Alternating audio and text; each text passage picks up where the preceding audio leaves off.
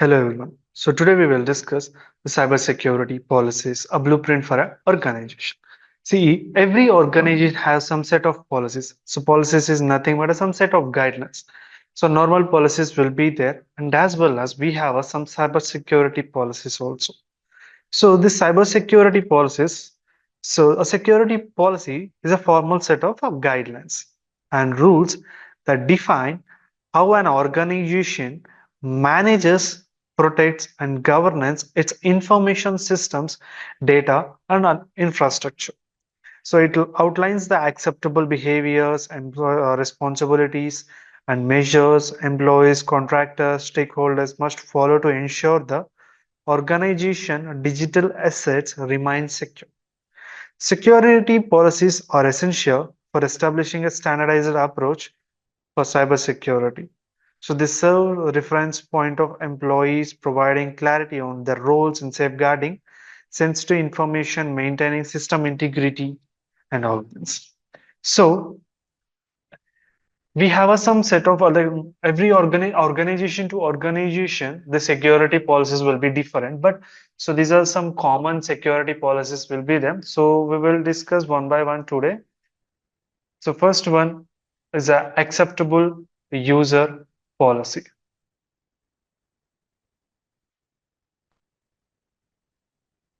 So this acceptable user policy, like it defines the rules for a proper use of company resources, like company resources in the sense computers and internet, emails, systems.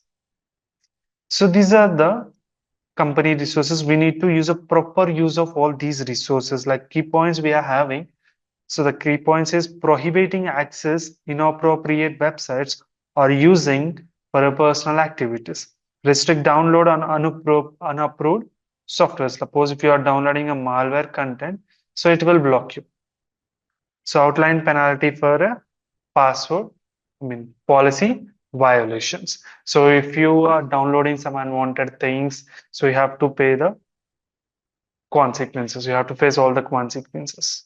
So next one, access control policy. It defines how access to systems and data is granted, monitored, and revoked. So key points are the for this one is you have to implement RBAC.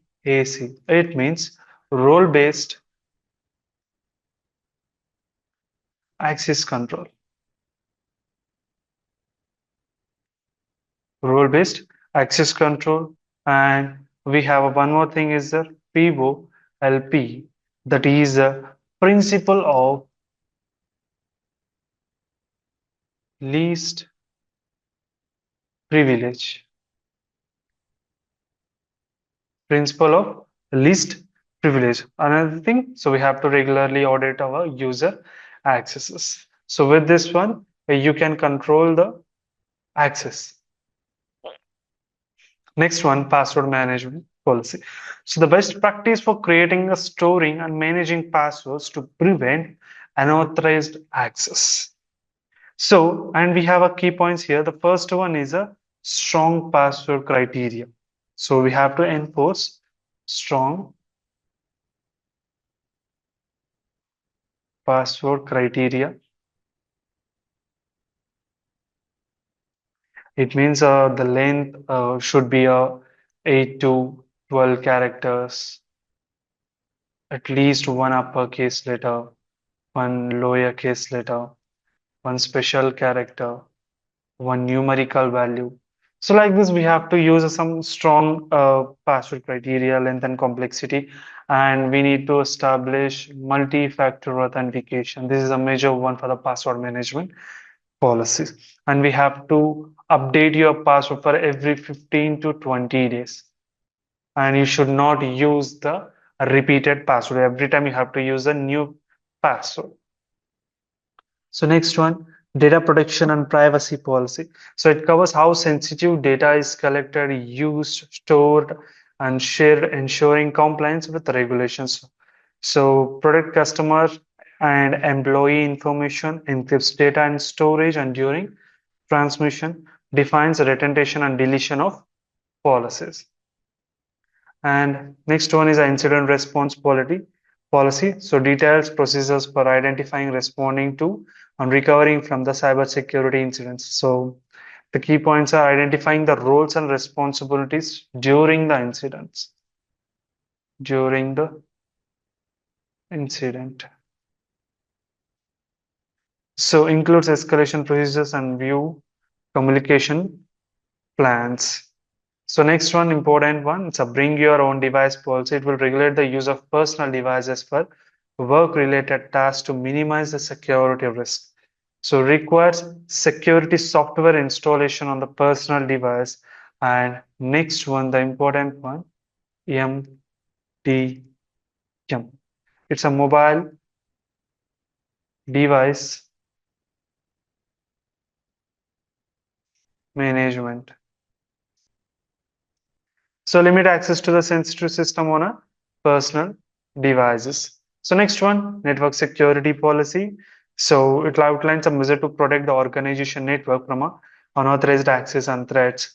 So the key points is we have to implement the firewalls,